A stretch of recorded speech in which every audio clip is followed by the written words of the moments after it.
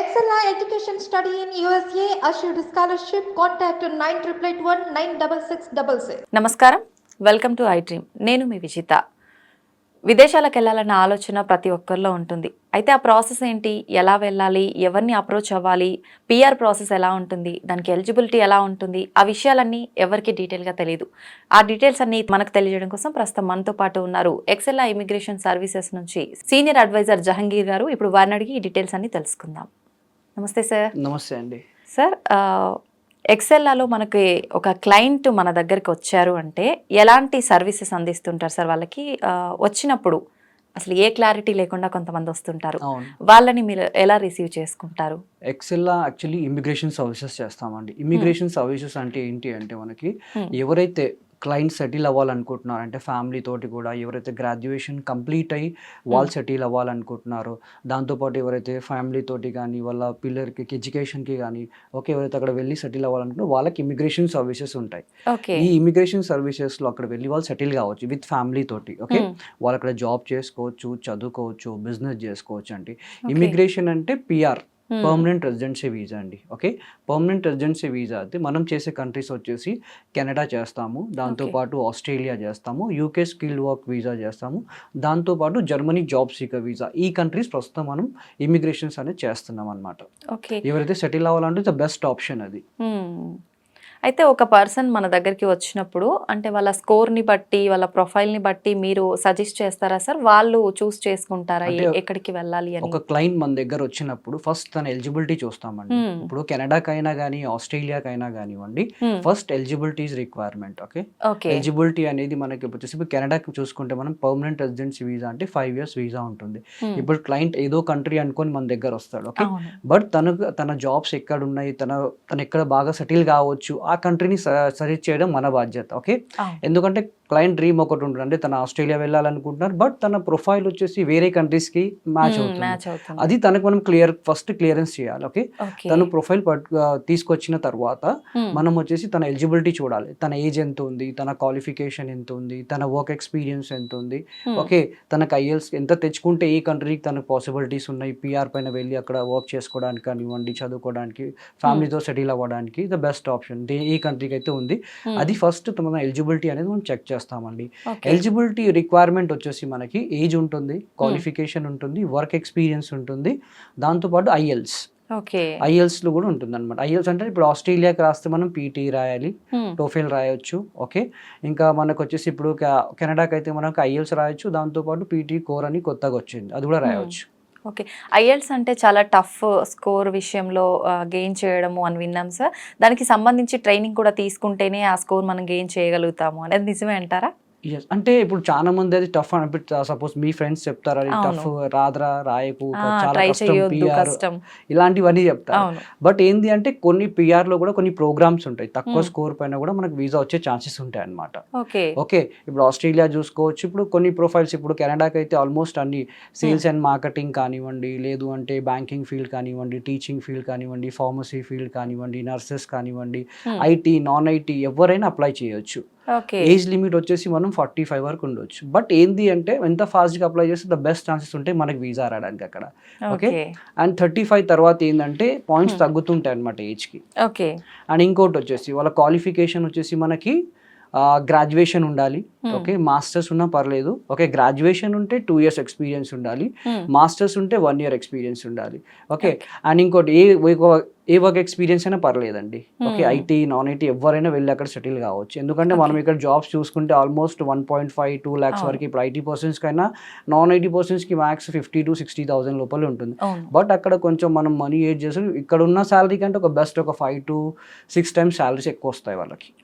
ఈ రిక్వైర్మెంట్ ఉంటే సరిపోతుంది. వాళ్ళకి గ్రాడ్యుయేషన్ ఉండి ఇప్పుడు డిప్లొమా ఉంటుంది కొంతమందికి, +2 తర్వాత ఒక 3 years డిప్లొమా ఉన్న వాళ్ళు కూడా అప్లై చేయొచ్చు. ఇప్పుడు కొంతమందికి హస్బెండ్ ఏజ్ ఎక్కువ ఉంటుంది, అంటే వాళ్ళు అప్లై చేయలేకపోతారు, ఏజ్ లిమిట్ దాటిపోతారు కాబట్టి వాళ్ళ వైఫ్ ఏజ్ ఒక 10 years 5 years తక్కువ ఉంటుంది కాబట్టి వాళ్ళ ద్వారా కూడా వెళ్ళొచ్చు అనమాట. ఓకే.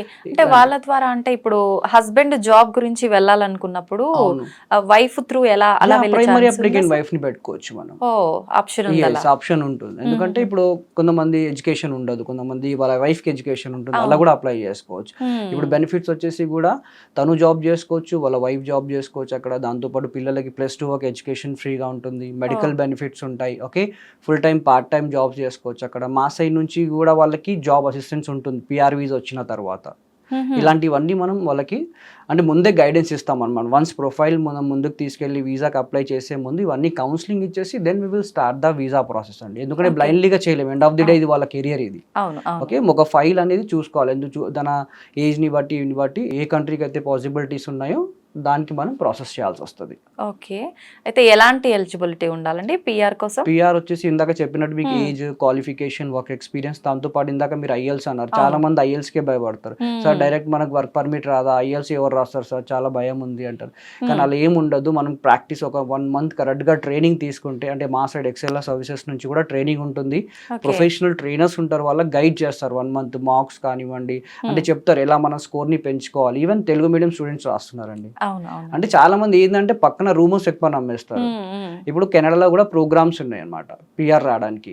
దీంట్లో వచ్చేసి మనకి ఎక్స్ప్రెస్ ఎంట్రీ ఉంటుంది, PNP ఉంటుంది, AEPP ఉంటుంది. ఎక్స్ప్రెస్ ఎంట్రీ అయితే ఎక్కడైనా ఉండొచ్చు కెనడాలో, ఎక్కడైనా వర్క్ చేసుకోవచ్చు, బట్ దానికి ఒక ర్యాంకింగ్ సిస్టమ్ ఉంటుంది అనమాట. ఓకే, ఇన్ ద ప్రాసెస్ లో అవి నేను ఎక్స్ప్లెయిన్ చేయగలుగుతాను. వాళ్ళ ఎలిజిబిలిటీ చూసి, వాళ్ళ CRS స్కోర్ చూసి, వాళ్ళు ఎలా దేనికి ఎలిజిబిలిటీ, ఏ ప్రోగ్రామ్ కండి. ఇందాక క్వశ్చన్ వేసారు మీరు IELTS తక్కువ వస్తే ఎట్లా అని. అది PNP అండి. PNP అంటే ప్రొవిన్సెస్ నామినీ ప్రోగ్రామ్ అనమాట. దీంట్లో ఎలా ఉంటుందంటే కొన్ని స్టేట్స్ అనేది తక్కువ రిక్వైర్మెంట్ పైన కూడా తీసుకుంటాయి, బట్ మినిమం రిక్వైర్మెంట్ అనేది 6 పైన ఉండాలి. జనరల్ IELTS కాబట్టి ఈజీగా వచ్చేస్తుంది ఒక 1 month ప్రాక్టీస్ చేసి రాస్తే మనం. ఓకే, ఇన్ కేస్ ఒకవేళ స్కోర్ మళ్ళీ రాసిన తర్వాత తక్కువే వచ్చింది అని అంటే మళ్ళీ రాయాల్సిన అవసరం ఉందండి? ఒకవేళ తక్కువ వచ్చిందంటే మళ్ళీ రాయాలి, అది కంపల్సరీ. ఎందుకంటే బేసిక్ మనం ఆ కంట్రీకి వెళ్ళి జాబ్ చేసుకోవాలంటే ఇంగ్లీష్ కొంచెం అయినా మాట్లాడాలి కదా. ఇప్పుడు మనం ఏదో మంచి పొజిషన్ లో వెళ్ళి వాళ్ళ వర్క్ చేసుకోవాలంటే కొంచెం దానికి ఇంగ్లీష్ ఉంటే ఇంకా బెటర్ ఫ్యూచర్, మీకు అవసరం ఉంటుంది అట్లా. అవునవునండి. మినిమం ఎంత స్కోర్ ఉండాలి IELTS లో? మినిమం వచ్చేసి మనకి more than 6 ఉంటే సరిపోతుందండి ఈచ్ మాడ్యూల్ లో. ఓకే, అది తన రిక్వైర్మెంట్, తన ఏజ్, క్వాలిఫికేషన్, వర్క్ ఎక్స్పీరియన్స్, తన CRS స్కోర్, తన ప్రొఫైల్ ని బట్టి వాళ్ళు ఎస్టిమేట్ చేసి మనకు చెప్తారు. దానికంటే ముందు మనం ప్రొఫైల్ ఎవాల్యుయేషన్ చేసి తన ఎలిజిబిలిటీ ఉంటేనే ఈ ప్రాసెస్ చేస్తాం. ఈ టోటల్ ప్రాసెస్ మనకి 8 months ఉంటుంది PR. ఇప్పుడు కెనడా అయినా 8 months, ఆస్ట్రేలియా అయినా 8 months. ఈ 8 months లో ప్రాసెస్ తనకు ఒక పర్టికులర్ కేస్ ఆఫీసర్ ఉంటారు, వాళ్ళకి గైడ్ చేస్తారు. తన డాక్యుమెంటేషన్ లో సబ్మిట్ చేయాలి, ఏ స్టేజ్ లో ఎలా ఫీజెస్ పే చేయాలి, ఒక పర్టికులర్ ఒక పర్సన్ అసైన్ చేస్తాం తనకి ఎలాంటి ఇబ్బంది లేకుండా. తను గైడ్ చేస్తుంటారు ఎప్పుడు IELTS రాస్తే బెటర్, మనకి మన ముందే డాక్యుమెంట్స్ ఎలాంటివి సబ్మిట్ చేయాలి అనేది. ఈ 8 months, చాలా మంది 8 months కూడా చాలా లాంగ్ సార్, పేషెన్స్ ఉండదు.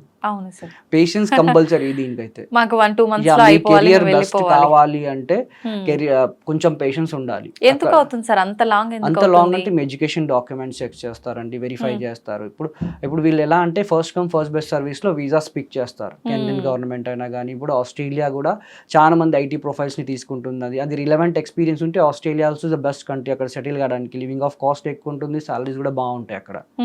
స్కోర్ అనేది ఖచ్చితంగా మనకి ఇంపార్టెంట్ అని చెప్పారు కదా.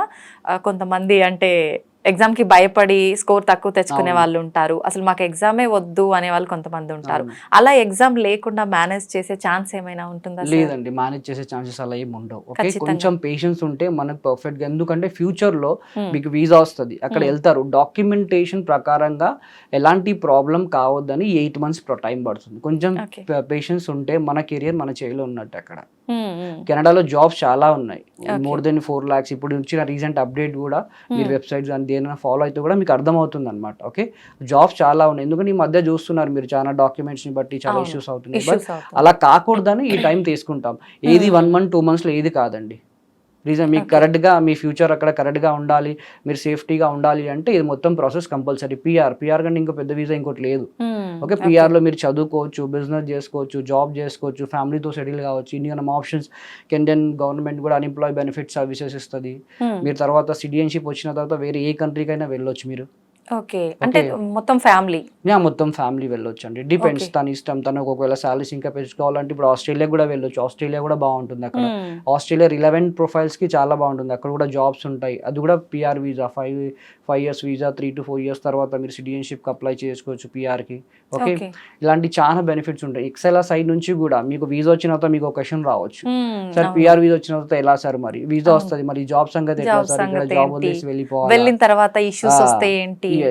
వెళ్ళిన తర్వాత కూడా ఎలాంటి ప్రాబ్లం ఉండదు, ఎందుకంటే మేము ప్రాపర్ గైడెన్స్ ఉంటుంది. ఇది యూఎస్ బేస్డ్ కంపెనీ కాబట్టి మాకు కంపెనీస్ తెలిసి ఉంటాయి, జాబ్ పోర్టల్స్ తో టై అప్ ఉంటాం కాబట్టి మీ రెజ్యూమ్ మార్కెటింగ్ అయినా కానివ్వండి, మీరు అక్కడ వెళ్ళిన తర్వాత ఎక్కడ ఉండాలి ఏంటి ప్రాపర్ గైడెన్స్ కూడా మా సైడ్ నుంచి మీకు ఉంటుందండి. ఓకే, సూపర్ సార్, నిజంగా కదా, క్లారిటీ ఉండదు చాలా మందికి. ఎందుకంటే ప్రొఫైల్ ఫస్ట్ మనం తన క్లయింట్ మా బ్రాంచ్ కి విజిట్ అయినప్పుడు ఫస్ట్ తన ప్రొఫైల్ చెక్ చేస్తాం. ప్రొఫైల్ చెక్ చేసి తన డీటెయిల్ గా ఎక్స్ప్లెయిన్ చేసి దెన్ తను ఓకే అంటేనే ఈ 8 months ప్రాసెస్ ముందుకు వెళ్తుంది. తను తన కంట్రీకి చెప్తాం, ఏదన్నా మనం స్టేట్ కి ఆ కంట్రీ స్టేట్ కి అప్లై చేసినా కూడా తనకి చెప్పే చేస్తాం అన్నమాట. ఇవన్నీ ఉంటుంది అనమాట. కొంచెం పేషెన్స్ ఉంటే కెరియర్ మన చేతిలో ఉంటుంది. అయితే జాబ్ గురించి అక్కడ సెటిల్ అవ్వాలి అనుకునే వాళ్ళకైతే పిఆర్ నుంచి ఇలాంటి బెనిఫిట్స్ ఉన్నాయి సార్. స్టడీస్ గురించి మనకు టూరిస్ట్ అలా వెళ్తుంటారు కదా, అలాంటి వాళ్ళకి కూడా మన సైడ్ నుంచి ఇప్పుడు ఎవరైతే ఫ్యామిలీతో సెటిల్ అవ్వాలనుకున్నా సింగిల్ గా కూడా పోవచ్చు అండి. పిఆర్ వీసా పైన కెనడా పైన పోవచ్చు, దాంతోపాటు ఆస్ట్రేలియా పైన కూడా సింగిల్ వెళ్ళొచ్చు. ఫ్యామిలీతో ఇమీడియట్ గా ట్రావెల్ చేయొచ్చు, లేదంటే మీరు ముందు సెటిల్ అయ్యి తర్వాత ఫ్యామిలీని కూడా తీసుకెళ్ళొచ్చు. ఇప్పుడు యూకే ఉంది, యూకే స్కిల్ వర్క్ వీసా కూడా ఉంటుంది అనమాట. దాని తర్వాత visit and tourist visa almost అన్ని కంట్రీస్ కి చేస్తాం. ఎవరైతే అక్కడ స్టూడెంట్స్ ఉన్నారో లేదంటే పిఆర్ హోల్డర్స్ ఉన్నారో వాళ్ళు ఇన్విటేషన్ పంపిస్తే మీరు కూడా వెళ్ళొచ్చు అనమాట. ఓకే, అక్కడ వెళ్ళి సంథింగ్ వాళ్ళు ఏదో జాబ్ చూసి సంథింగ్ ఇలాంటివి కూడా చేసుకోవచ్చు. విజిట్ వీసా అంటే ఆ కంట్రీని మనం చూడడానికి వెళ్ళడానికి. ఓకే, అండ్ ఇంకోటి వచ్చేసి మనకి టూరిస్ట్ వీసా కూడా ఉంటుంది. ఎవరైనా ఫ్యామిలీతో మీరు బయట అక్కడ వెళ్ళి ఏదైనా ప్లాన్ చేసుకోవాలన్నా టూరిస్ట్ వీసా పైన ప్లాన్ చేసుకోవచ్చు. ఇదంతా ఎట్లా ఉంటుంది సార్ ప్రాసెస్? ఇదంతా సేమ్ 1 month ఆఫ్ ప్రాసెస్ ఉంటుందండి. దానికి అంటే హోటల్ బుకింగ్ దాని ప్రాసెస్ తన కేసు ఆఫీస్ అనేది గైడ్ చేస్తారు మీకు. ఇప్పుడు ఇలా డాక్యుమెంట్స్ పంపాలి, ఎన్ని మంత్స్ ప్రాసెస్ ఉంటుంది, ఏ కంట్రీకి అయితే ఎలాంటి, ఇప్పుడు విజిట్ వీసాకి అయితే ఇన్విటేషన్ కావాలి, టూరిస్ట్ వీసాకి అలా సపరేట్ డాక్యుమెంట్స్ ఉంటాయి మనకి.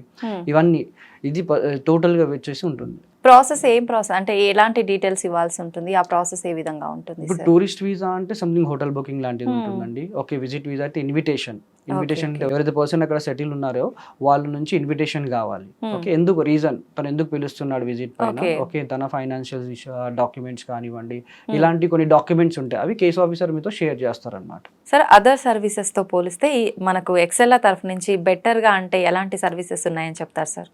నేను బెటర్ సర్వీసెస్ అంటే ఒకటే చెప్తానండి, క్లయింట్ ప్రొఫైల్ వచ్చినప్పుడు తనకి తన ప్రొఫైల్ ని బట్టి ప్రాపర్ గైడెన్స్ ఇవ్వడం. ఓకే, అది కూడా సర్వీస్ కిందనే వస్తుంది. దాంతో పాటు తన డాక్యుమెంటేషన్ 100% చేయడం, తను ఫ్యూచర్ లో అక్కడ ఎలాంటి ఇబ్బంది పడకుండా తన జాబ్ అసిస్టెన్స్ ఇవ్వడం కానివ్వండి, proper post landing services guidance ఇవ్వడం కానివ్వండి. ఇప్పుడు మీరు చెప్పినట్టు ఐఎల్స్ కి చాలా మంది భయపడతారు పిల్లలు, వాళ్ళకి ఐఎల్స్ ట్రైనింగ్ ప్రాపర్ గా ఇవ్వడం కానీ, ప్రొఫెషనల్ ట్రైనర్స్ వాళ్ళకి గైడ్ చేయడం కానివ్వండి, డాక్యుమెంటేషన్ ఈ వీసా ప్రాసెస్ అయ్యే వరకు ఒక పర్టికులర్ ఒక కేసు ఆఫీసర్ పెట్టడం కానీ, ఇవన్నీ ప్రాపర్ గా వాళ్ళకి గైడ్ చేస్తామండి. ఎందుకంటే ఒక ప్రొఫైల్ అనేది ఒక కెరియర్ సంబంధించింది, దాని తగ్గట్టే మనం వెళ్తాం దీనికి. అండ్ ఎక్సెల్ నుంచి చాలా ఇమిగ్రేషన్ ఫేస్ జరుగుతాయి, చాలా బ్రాంచెస్ ఉన్నాయి, ఇంటర్నేషనల్ బ్రాంచెస్, దుబాయ్ లో బ్రాంచ్ ఉంది మనకి. ఓకే, దాంతో పాటు ఇక్కడ కూడా హైదరాబాద్ లో, ఏపీలో కూడా బ్రాంచెస్ ఉన్నాయి, హైదరాబాద్ లో మాదాపూర్ లో కూడా బ్రాంచ్ ఉంది మనకి. ఓకే, చాలా మంది వెళ్తున్నారు, ఇప్పుడు చాలా జాబ్స్ ఉన్నాయి. కానీ అనవసరంగా ఇలాంటి రూమర్స్ కి పడకండి, ఐఎల్స్ రాదు, లేకపోతే వీళ్ళు వాళ్ళు చెప్పారు, లేకపోతే ఇది నడుస్తుంది అనేది జస్ట్ రూమర్స్. బస్ మొత్తం సర్చ్ చేసి అప్పుడు ఆ రూమర్ కరెక్టా కాదా అనుకొని మీరు అప్లై చేయండి. అనవసరంగా ఆలోచించి టైం వేస్ట్ చేయొద్దు అంటాను. ఓకే, ఎందుకంటే మన కోసం అప్లికేషన్స్ ఉండవు కదా, అందుకే అంటున్నా యాజ్ సూన్ యాజ్ స్టార్ట్ చేస్తే మీ కెరీరే బెటర్ ఉంటుంది. మీరు ఎలిజిబిలిటీ ఒకసారి చెక్ చేసుకుంటే ఏం ప్రాబ్లం లేదు, 100% వీసా సక్సెస్ కూడా వస్తుంది మీకు. ఎందుకంటే చాలా మందికి వస్తున్నాయి కాబట్టి నేను ఇది చెప్తున్నాను. అయితే ఇప్పుడు ప్రస్తుతం చూసుకుంటే విదేశీయానం అనగానే పేరెంట్స్ భయపడుతున్నారు సార్, పిల్లల్ని పంపించాలి అని అంటే మీ సైడ్ నుంచి మీరు ఏం చెప్తారు? ఇప్పుడు చాలా మంది బాయ్స్ కంటే గర్ల్స్ వెళ్తున్నారండి స్టడీస్ పైన కానివ్వండి. మేము ఆల్మోస్ట్ అన్ని కంట్రీస్ స్టడీస్ కూడా చేస్తాం. మ్యాక్స్ ఆల్మోస్ట్ 2000 or 2500 స్టూడెంట్స్ వెళ్తారు ఎవ్రీ ఇయర్ గా, మంత్ గా. Depends upon the immigration, student visa, depend upon that. Clients చాలా సక్సెస్ఫుల్ రేషియో కూడా ఉంది, చాలా మందికి జాబ్స్ వస్తున్నాయి, బాగా సెటిల్ అవుతున్నారు. ఇలాంటి ప్రాబ్లమ్స్ ఏం లేవు అబ్రాడ్ లో. జస్ట్ ఆ రూమర్స్ మీరు ఒకసారి వింటే దాన్ని సెర్చ్ చేయండి, అది కరెక్టా కాదా అని, దెన్ తర్వాత అప్లై చేయండి. నిజంగా ప్రస్తుత రోజుల్లో చూసుకుంటే మనం అదర్ కంట్రీస్కి వెళ్ళి చదువుకోవాలన్నా, జాబ్ చేయాలన్నా కొంచెం టెన్షన్ పడే పరిస్థితి ఏర్పడిందనే చెప్పాలి సార్.